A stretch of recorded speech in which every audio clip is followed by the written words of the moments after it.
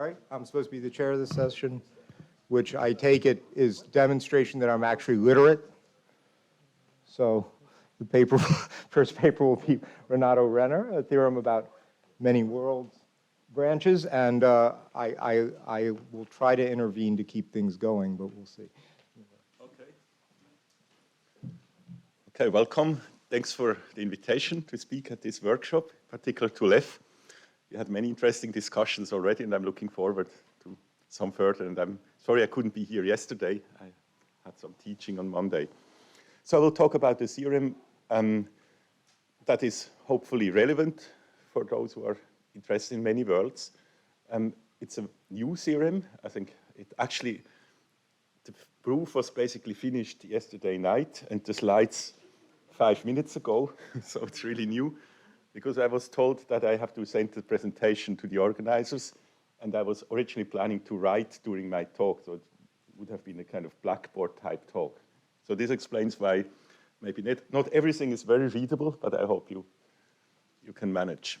So this is joint work with Katrin Gerhard, who miraculously also appeared here after some, let's say the world weight of the branch where she's here is relatively low, but she's here. Okay, so this is the graph that we usually, or the drawing that you usually see when we talk about many worlds. And I would like to present that in the following way, that on the left-hand side, you see a description of the experiment if we would just describe it within unitary quantum theory. So the only objects we have there are states. These are, in this unitary picture, the universal wave functions of the universe. Psi 0 you could think of as the wave function of the Big Bang, if you like. And then there are these unitary evolutions, which I indicated with these letters U from one time to the other. Of course, the claim is not that time is discrete, but we only look at discrete steps where something interesting happens. And what is interesting is, of course, a matter of basis choice and of what we consider a measurement and so on. But let's suppose we have already made this choice. So then we just have this sequential description of quantum states. And then many worlds adds some structure to that.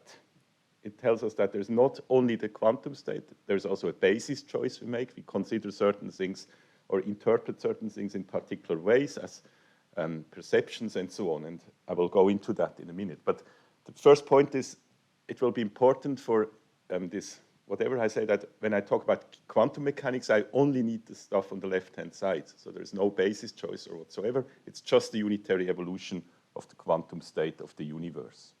And then we have this additional structure. So what is this additional structure? You could say at any time t, I mean, once we fix the foliation of space-time, we have well-defined times, let's say. At any time t, we can decompose the quantum state into terms which add up to the universal wave function. And these terms, and what they are depends on the choices we make. And I mean, there was a lot of discussion about how to make this choice. How you make it will not be relevant for this talk. It's just relevant that you make some choice and fix it. So for example, in this particular experiment, you could think of a spin system that has this subscript S, which is in a superposition of up and down, and then some agent whom I call F for friend. He will later be the friend in the Wigner's friend experiment, does an experiment. He measures up versus down and remembers the result. So whatever is in quotation marks there is what the agent sees. This is kind of classical knowledge in the sense that it's macroscopically distinct states up and down. So you see here on the time t2, the measurement has been completed, and we have these two states that we distinguish. And now how does this relate to the left-hand side?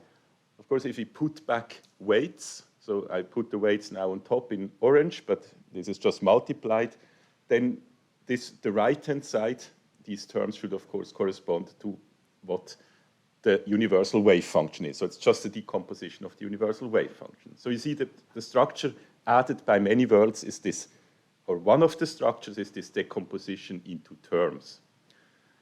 Now so for the rest of the talk, I will always assume that at any time t, we have some well-defined decomposition. By well-defined, I don't mean that there has to be a very clear criteria, but let's just, we just fix one and then draw the corresponding trees according to that fixed choice that we made. Now, if you think of this in a graph theoretic way, you could say that what I've drawn here are vertices. These are these white dots, and they now have a meaning. So the white dots correspond to states. And there's a question. Excuse me, it's a workshop, maybe I interrupt you. Yes, sure.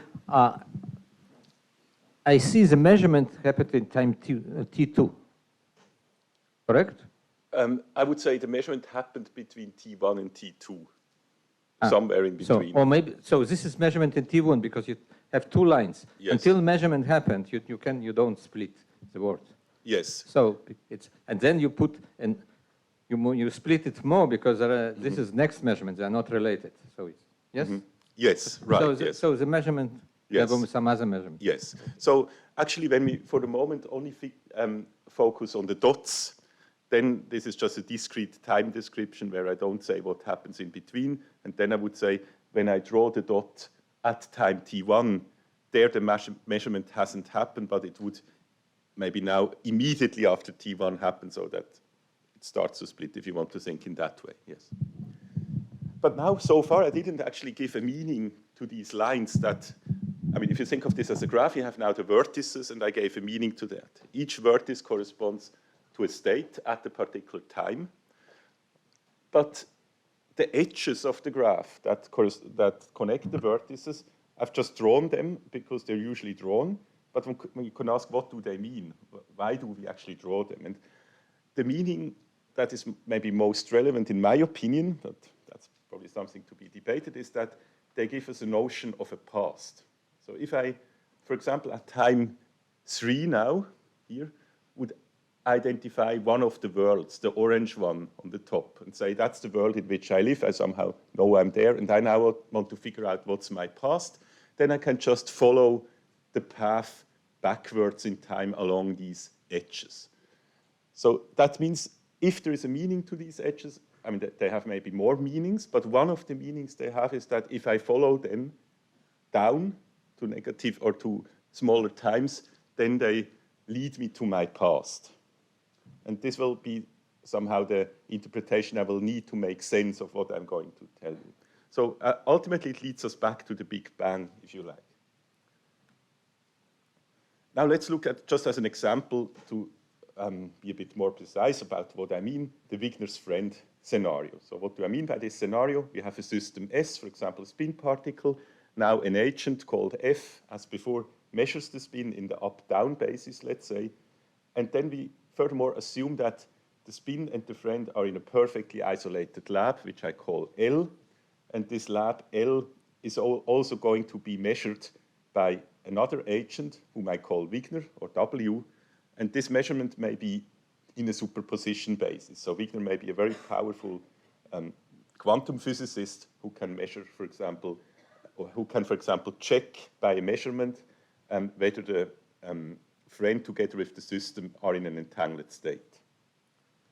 So let's look at such a corresponding tree that we would draw for this experiment. So you see on the lowest level, this is maybe just standard thing, so I don't think there's anything debatable about this. It's just to make sure that we are on the same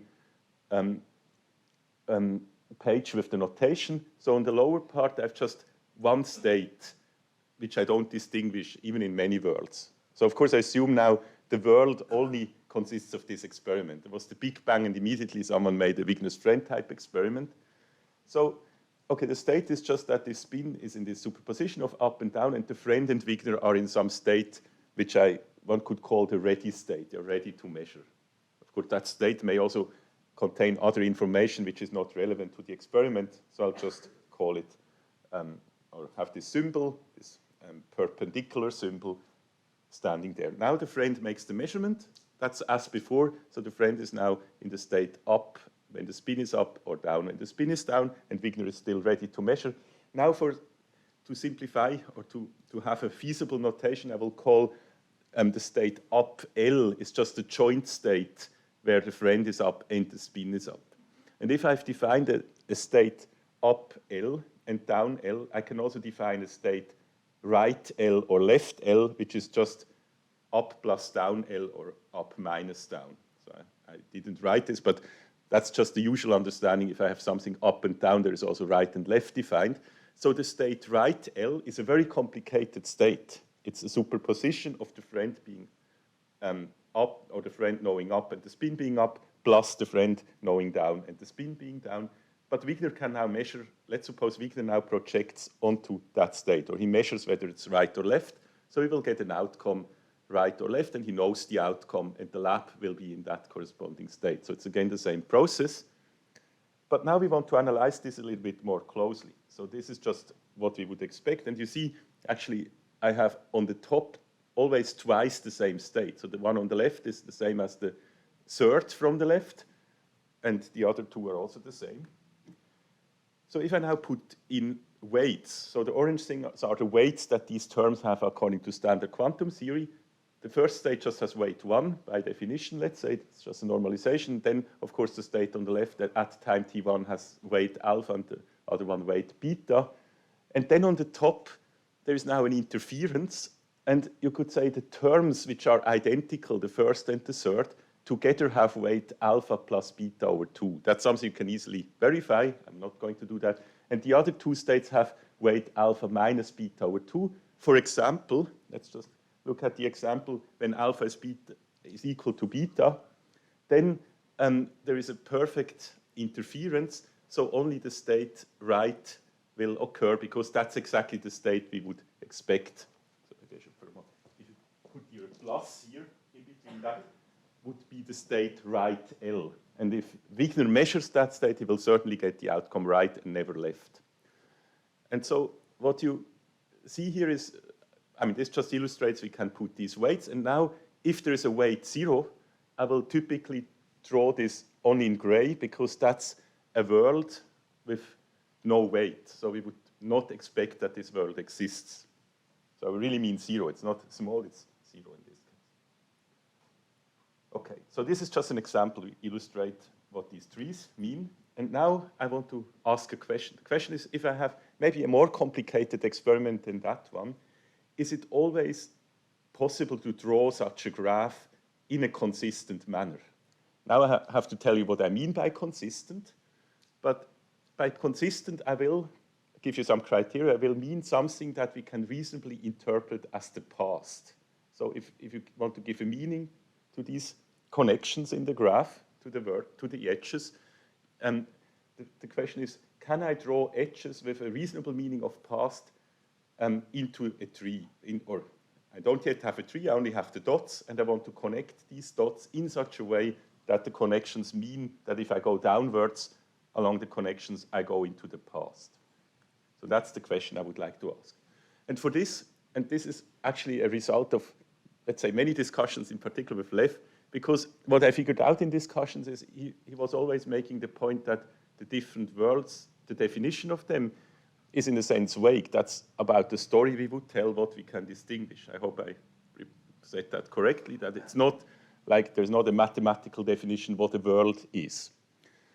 And that's why I would like to take an axiomatic approach, which somehow never asks to define what the world is, but just gives some, in a sense, minimalistic criteria that should be satisfied. Even if the definition is vague, one should be able to say, but this criterion should anyway hold, even if I don't know precisely how I would now define this and that. So for example, if I don't know what is a dead cat or a cat that is alive, how do I have defined it? This precisely, I could still give a criterion. For example, that I can distinguish them. That's just a criterion. Whatever I then define what they are is then not relevant. I just know I can distinguish the two states. And so here I want to give, in a similar way, some criteria. And in order to give them, so these criterion can be modeled or can be described mathematically. And the mathematical object is a very simple one. It's just a graph, as I tried to point out before. The structure that many worlds adds to quantum theory can be, in a sense, represented as a graph. So what do I mean by that more precisely? I think it's already clear from the examples, but let me now be a bit more formal. I would say the first criterion is that the graph has vertices. These are the dots, and each vertex has a label. And the label specifies the time and the state. The time is just when that's just the time that I consider at that point. And the state is the state of the universe in that world at that time. So you can, in that sense, interpret the vertex as a world at a particular time. And I can read off what the state is in that world. So that world consists, that state psi would be a product state of all macroscopically distinguishable state plus an arbitrary state of everything else that is microscopic. Like, I think that's a rather standard definition, which is, for example, in Leff's review in the or in the Stanford Encyclopedia that you can find there. So this would be the state of the world. This doesn't have to be unique. So you saw in this example before that I've drawn here two vertices with the same label. That's fine. I don't forbid that. You don't need to do that. But as I said, I'm axiomatic. I'm just saying each vertex has a label, and I'm not saying it's unique. I simply don't require that. But now I will present three criteria on the graph. So I haven't said anything about the connection between the vertices. Now the first criteria is that I can only connect vertices at subsequent times. I cannot jump over time. So I should not directly connect, let's say, the vertex that corresponds to the world here, as I'm speaking here, directly with the Big Bang. I should have to go stepwise back. That's just to make sure I have some continuity, which, of course, reflects our notion of time in a sense. So that's probably a trivial criteria. It's just to make sure the tree looks like a tree and doesn't have things that directly connect to the root in a sense. Now the next criteria could be somehow phrased as, roughly speaking, every world which has a non-zero weight should somehow connect to the Big Bang if you go to the past. So if I'm here and I go back, then I should at some point arrive at the Big Bang. That's basically what I mean, that everything originates from that. And I can express this in the way here. So on the top you could say, I mean, this only has to be true for vertices with non-zero weight, of course, because if a world has zero weight, it anyway doesn't exist, so I don't need to connect it to the Big Bang. But the left-hand side is basically a quantum mechanical condition. So I can go into quantum mechanics and check, does this world have a positive weight? If this is the case, then there should be a path to the root. The path is just a sequence of connections. So you have seen that before in this example. Here, the orange thing would be a path to the root. So I basically require that any non-zero world or any non-zero weight world has such a path to the root. I think that's also probably a very undisputed criterion. The only maybe less trivial criterion is the third one I would like to present. And this is somehow to require that the past that I now define in terms of this graph should be compatible with quantum theory in the following sense. If I draw a connection to the past, then there should also, according to quantum mechanics, at least be an overlap between the state where I'm now and the corresponding past state. So this means that, according to quantum theory, this could in principle be my past. So what does this formally mean? So the quantum condition is the thing you see on the right. It says that, let's suppose I want to connect a state at time s to a state at time t. So this means, you should now think this connection is not only one vertex, this could be over many time steps. It's a path. That's why I wrote their path and didn't draw it straight. So I have some state at an earlier time s, which is phi in the world, and at the later time t, the world is in state psi. And if there is a path from the later one to the earlier one, then compatibility with quantum theory means that the overlap between the two things, the two states, is non-zero if I also take into account the corresponding unitary evolution in between. So what this means here is I take the current state at time t, evolve it backwards in time, and check whether it overlaps with the earlier state. And if that is non-zero, then I say, okay, that's fine, that's an allowed past. Now comes the theorem. The theorem says that these three criteria are actually not compatible. They're mutually contradictory.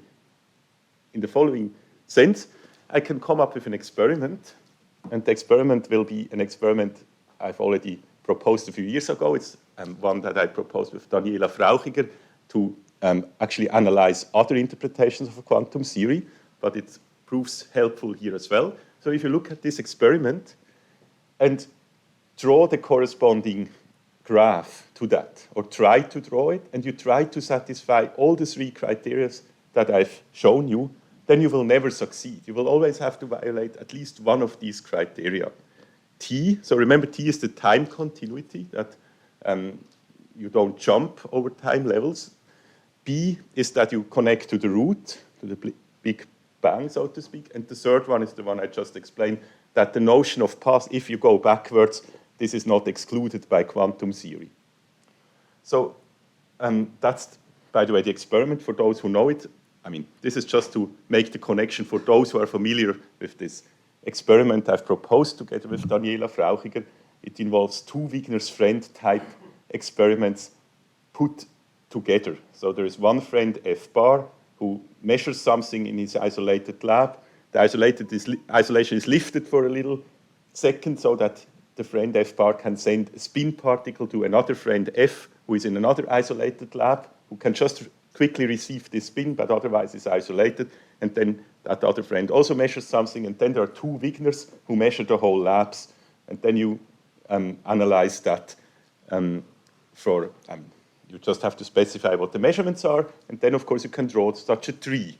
Or you can draw that graph. Whether it's a tree or not, of course, then depends on your assumptions. So that's what you get if you analyze this experiment. So it's a rather complicated tree. I don't go into that, but there will be a poster by Kathleen Gerhardt, who is also here, as I said, and she will certainly be happy to explain to you what the details of these trees are and how we, at the end, get the proof of the theorem out of the tree. But the rough idea of the proof is that you somehow have this criterion that I said, you need to connect every world with a non-zero weight to the root. And there is one world at the very top, the one where the green line ends, which has positive weight. It has weight 1/12. I mean, that's not so relevant, but it's clearly positive. So this world has to connect to the root.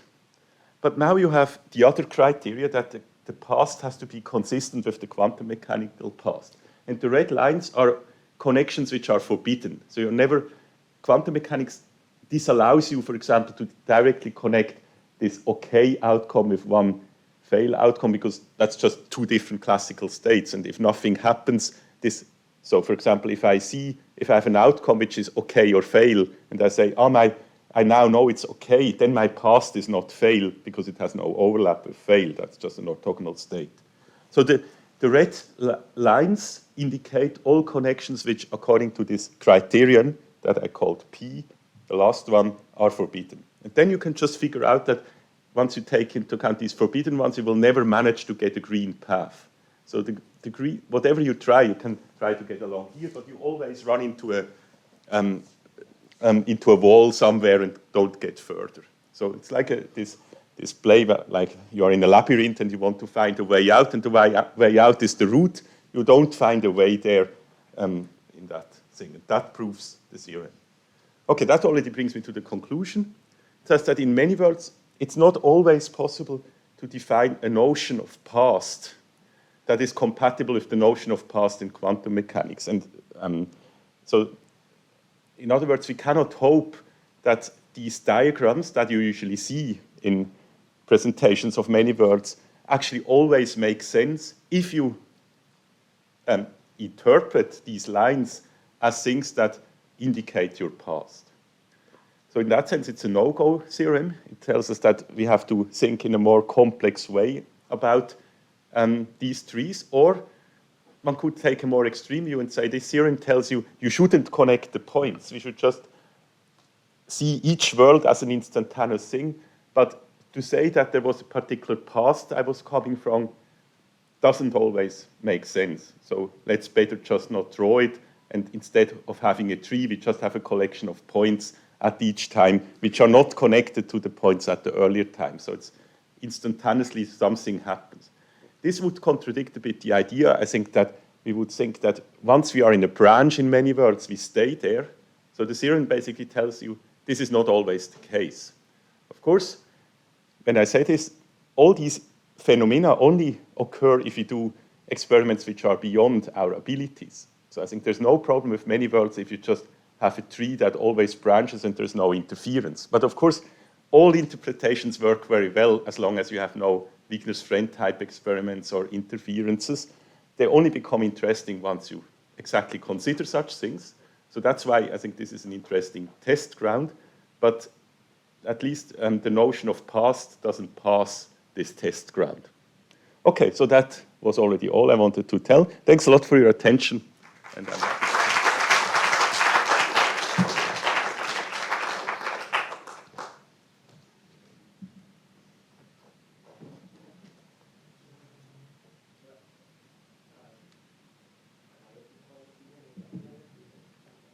Would you get a similar contradiction if you imagine that you sent a photon through a sequence of polarizers that are slightly at angles each other, and then eventually you end up with a state that's orthogonal to your original state? Would that be also another counterexample, or not counterexample, but example showing your theorem? Yes, one could indeed. I mean, that's one could construct such an example, but it would be the additional complication that I would need to identify almost zero or the limit of something as zero.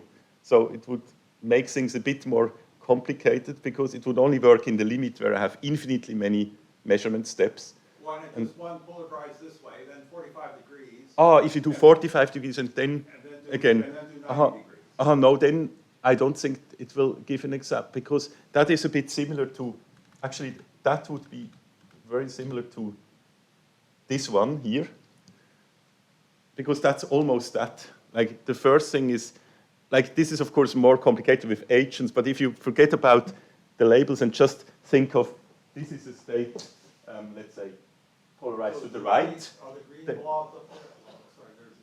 Yeah, so let's say this is a state polarized to the right. Let's say alpha is like chosen there, so this is a state right. This is a measurement in up, down, and this is again a measurement with respect to left, right.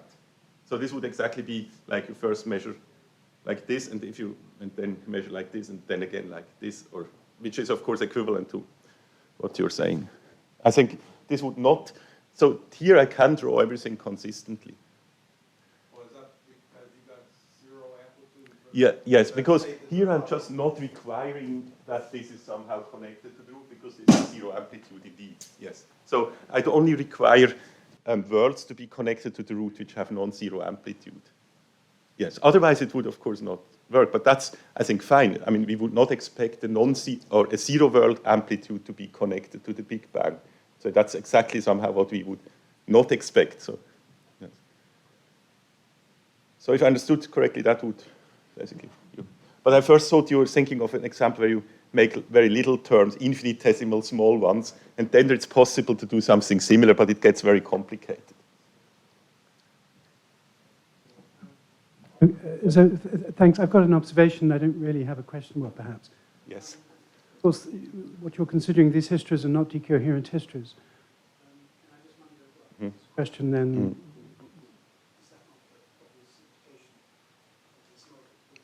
Have in decoherent histories for exactly the reason that you're pointing out.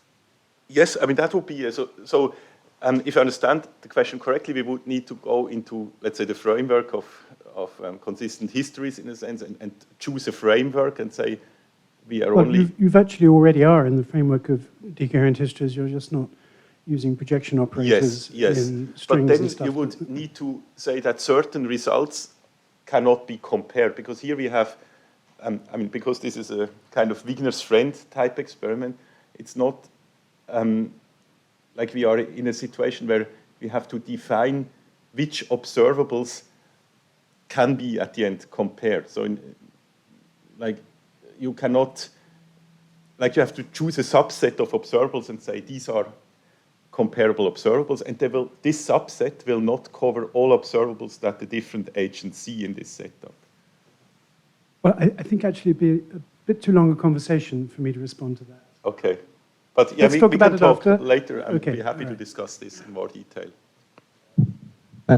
I think your picture now, if it's not exactly consistent with your rules, because you wanted to say that you can define past from particular place. If this is the right picture, then I'm thinking in the blue in the second row on the right. So I have particular past. But really, this blue is identical to the left blue. So it will be clearly wrong to say that I have this definite past if I'm there. You cannot have dots with the same labels. If you have labels, this is it should be one dot. Yes. And then the past, the past of this has two words. Clearly, if you have Wigner friend, it's not a tree, because you can have Yes. loops. Yes.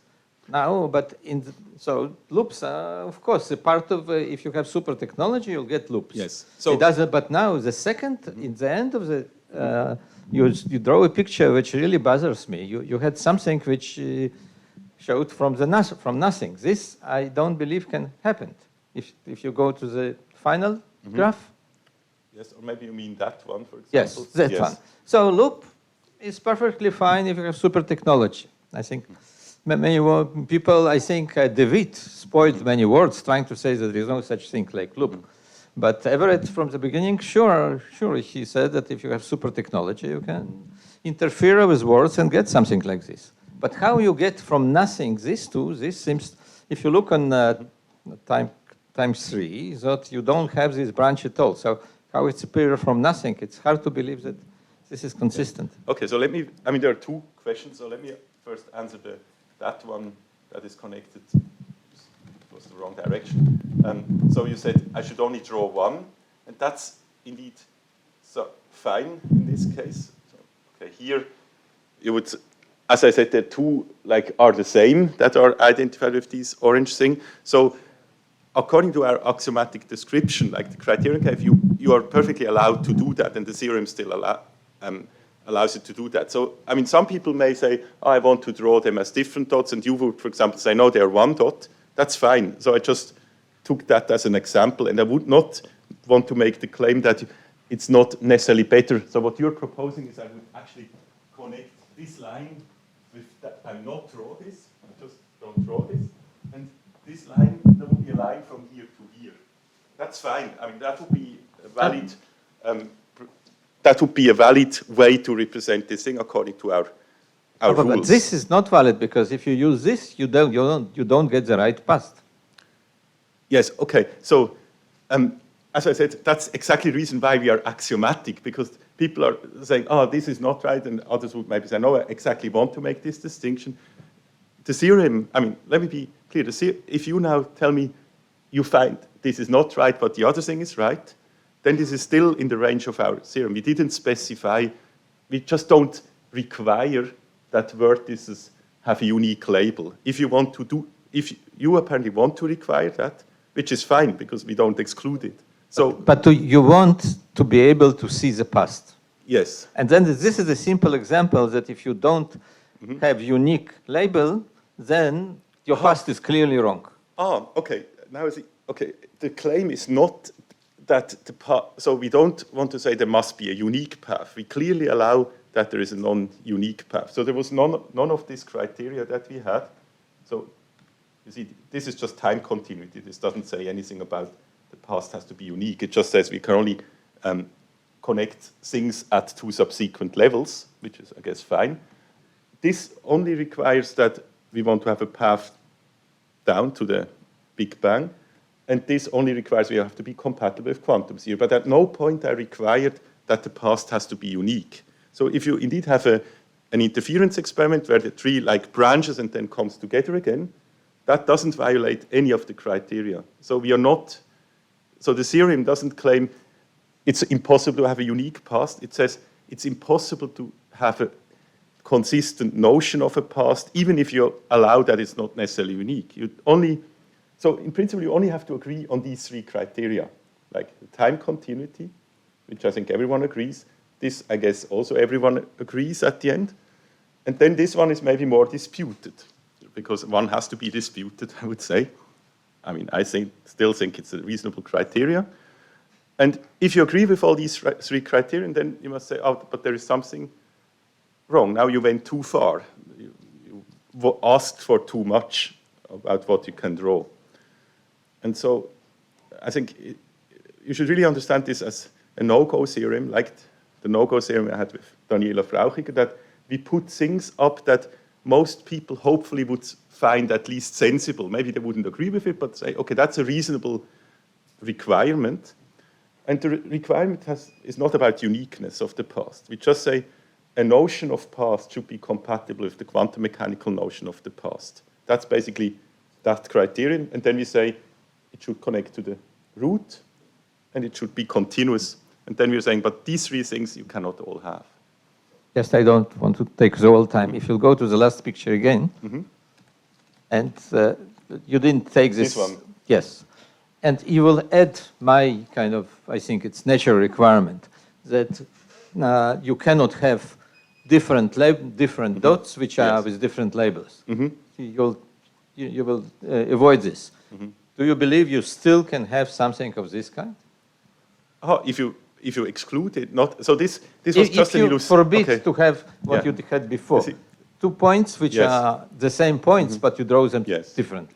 So I think it's not a natural way to draw. Many worders will not draw different points. If different points, different words. But maybe I should this say is exactly the exact. Because it's a no-go theorem, my claim is I cannot even without this. So you're imposing an additional criterion basically on the graph. You're saying you require that graphs that vertices with the same label are identified. So it's even one more criterion. But what I'm saying is that even without that criterion, if you have only these three criterions that I called T, B, and P, you already have asked for too much, so you cannot draw this. Now, if you add an additional criterion, you can still not draw it. It's even more difficult in a sense. So this is just an illustration. That's why I should have gone one further. There was an arrow through it, so I cannot draw it. So I would agree this is not a sensible thing. But the point is, I will never succeed in drawing such a tree for certain experiments. So there exist experiments where I simply cannot draw such a tree, such that the criterion are satisfied. If you now add a criterion, you just make my life, in a sense, easier, because now it's easier to argue you cannot draw it. So my task is to take your experiment and draw such a tree for your experiment. Right. Okay. That's exactly if it will the challenge. Okay, if it will have this, if I will always put the same dots together, it will still be okay according to your That's theory. a nice way to phrase my conclusion. You could say now the challenge to everyone who is interested is to draw a tree, and then this tree will, if our theorem is correct, violate one of the assumptions, and then you can ask, why are you still happy with that tree? I think that's a nice way to put it, yes. And then we have a good basis for the discussion, because then we have a concrete tree and can argue why is this condition now violated. Yeah, that's a good proposal. Hi.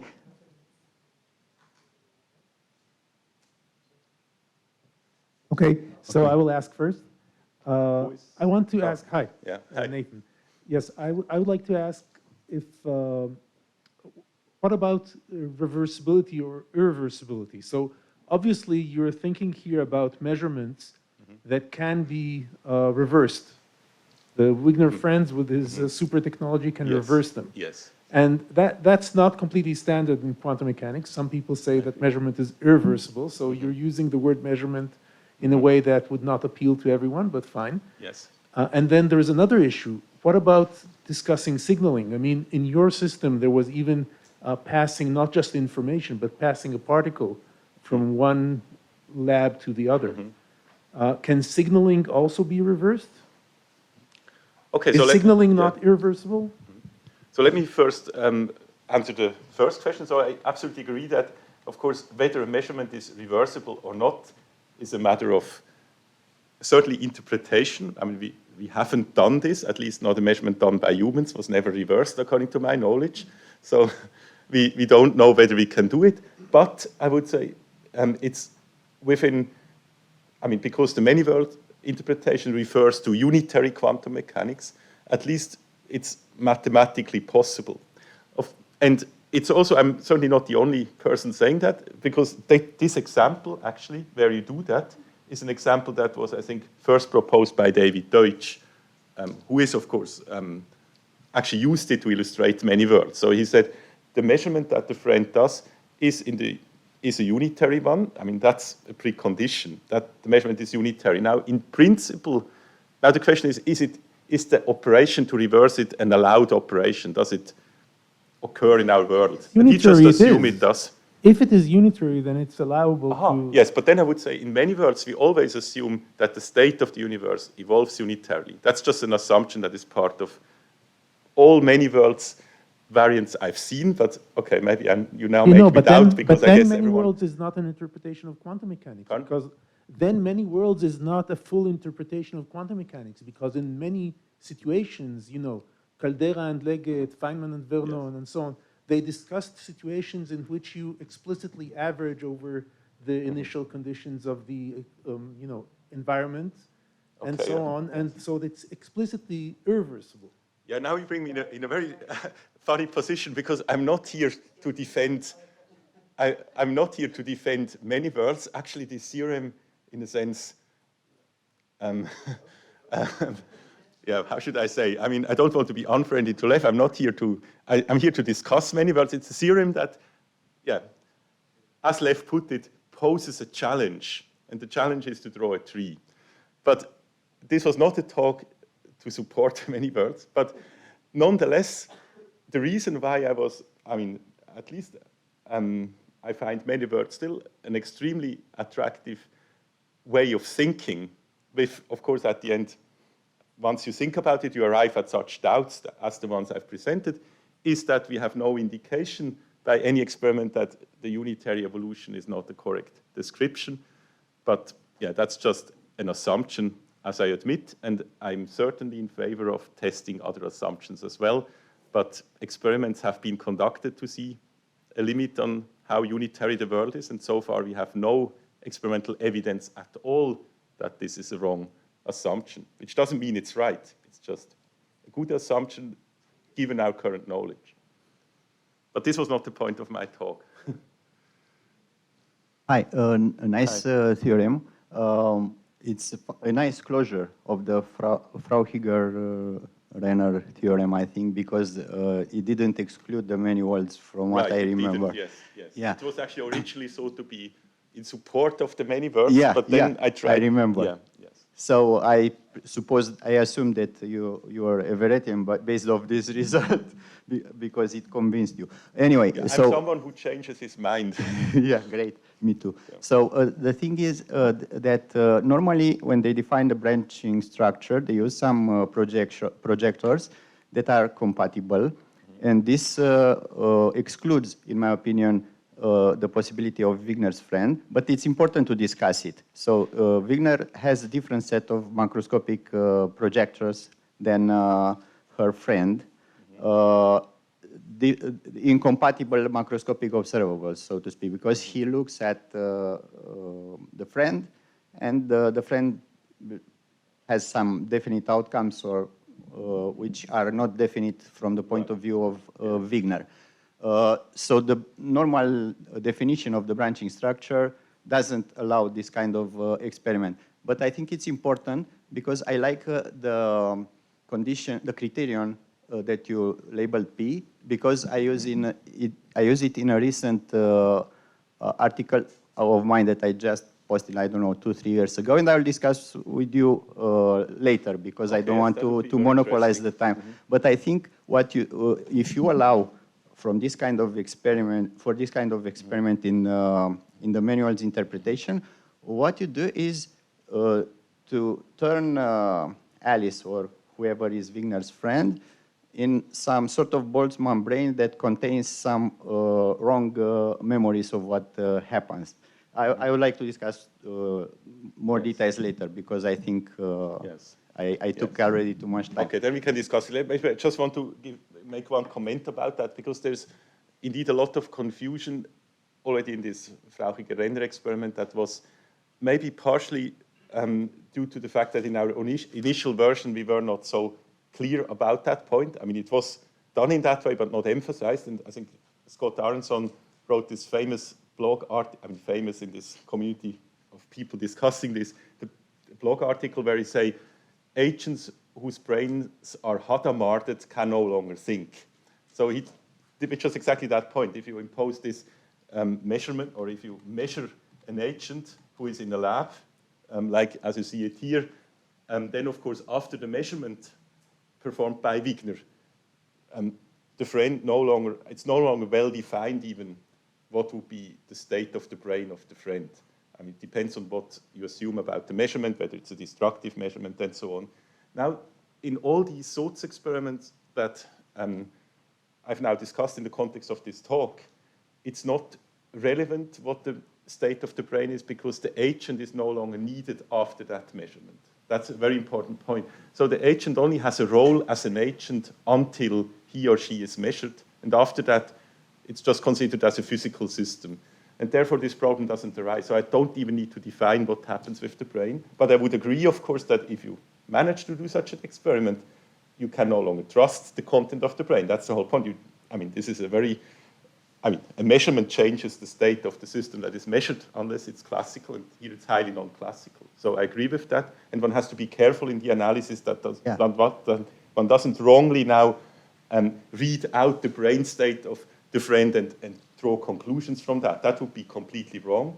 But I want to be clear that this is never done in the analysis of these experiments. Yeah, so I mentioned the paper that I uploaded recently. So it just focused mainly on the criterion P, and it gives some interesting result, I think, that if you want to trust what's in your memory or in the apparatus that recorded the experiments that happened in the past, the initial conditions have to be so special that they may look very, very fine-tuned. I mean, you need to take into account the evolution law and other things. So I think it can complement your result. Thank you very much. Yes, I will be very interested to look into that.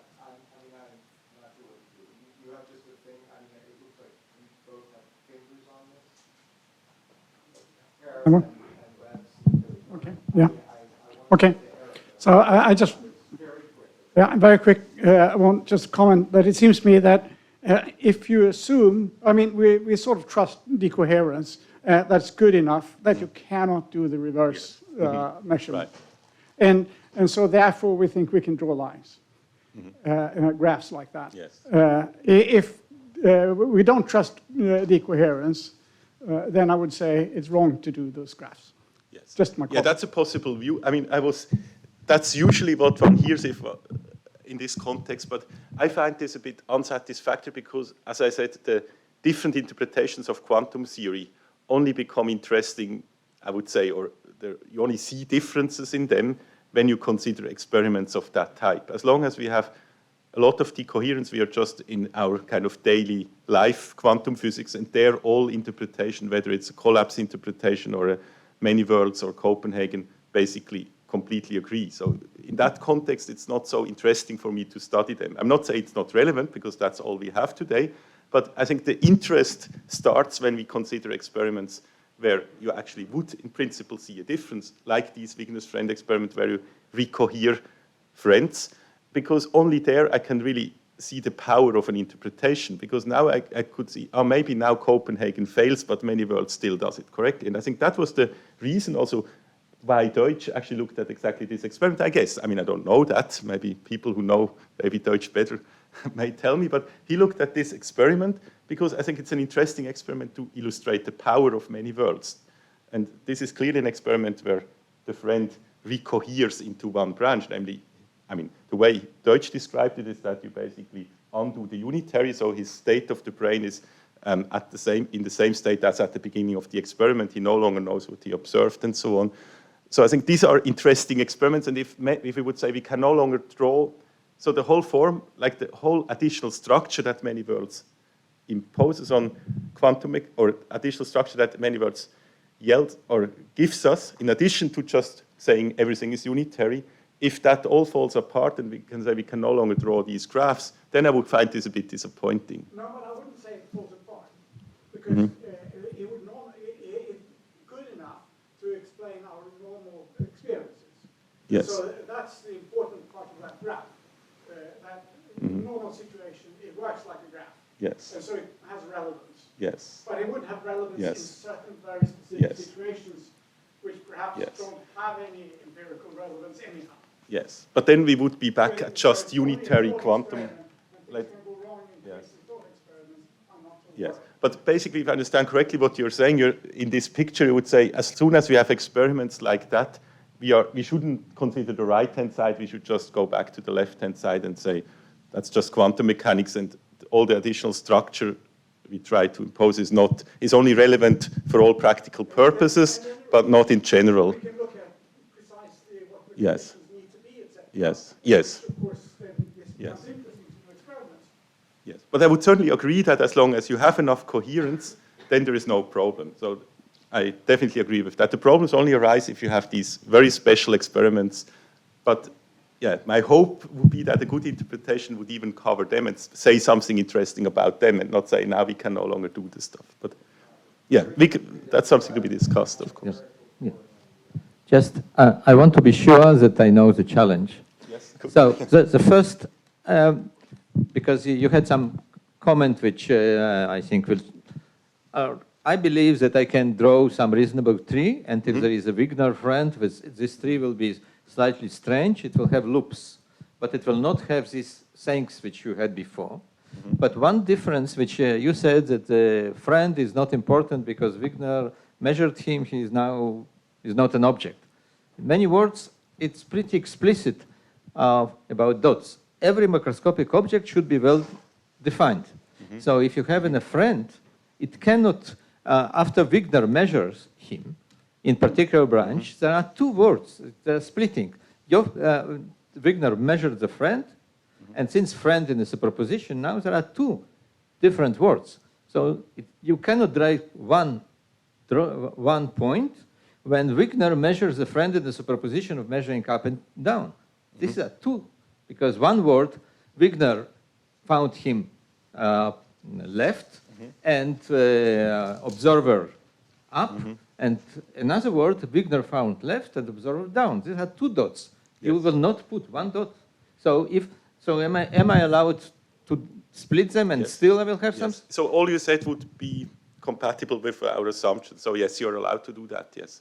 And just to clarify, I didn't say the friend is no longer important. It's just that in the original proposal of the experiment with Daniela Frauchiger, the agents had a role to actually reason themselves. So that was why this title was like quantum, like it's about can we, who are ourselves quantum objects, reason about the quantum world in a consistent manner.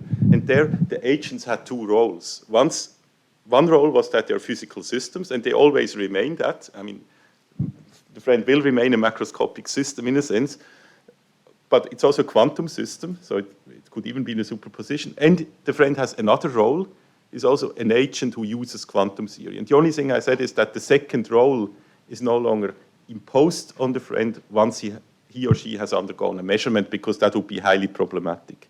It's just to be on the safe side, essentially, these theories. But he cannot be in a superposition in a word if he is macroscopic.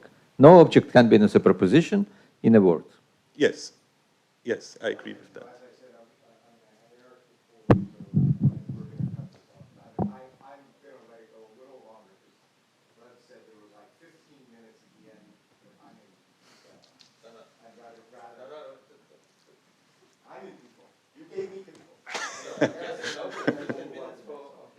Okay.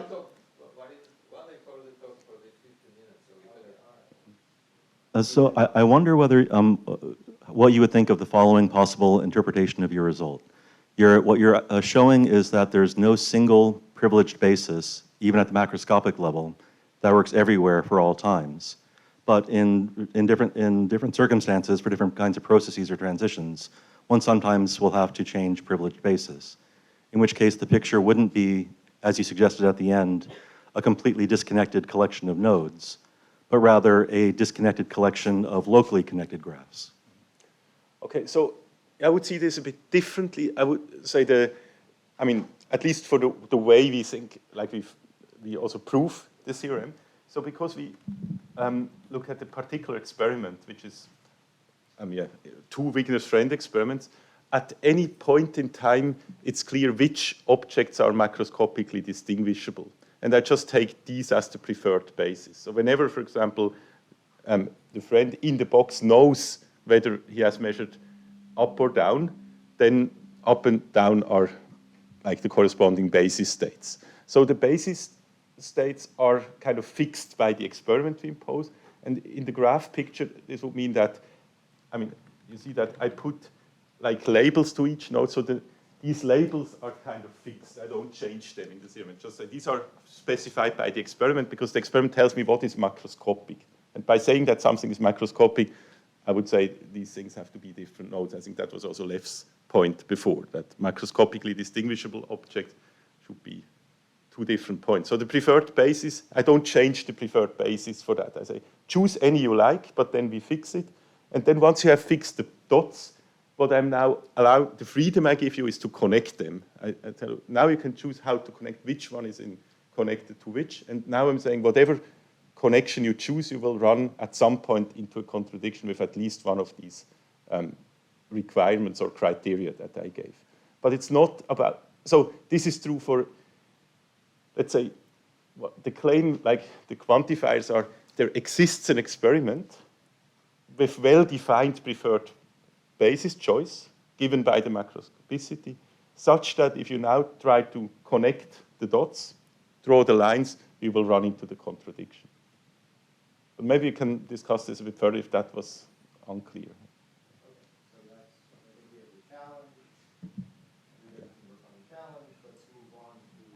Thanks a lot. I'm looking forward to discussing the challenges, and thanks for the many questions.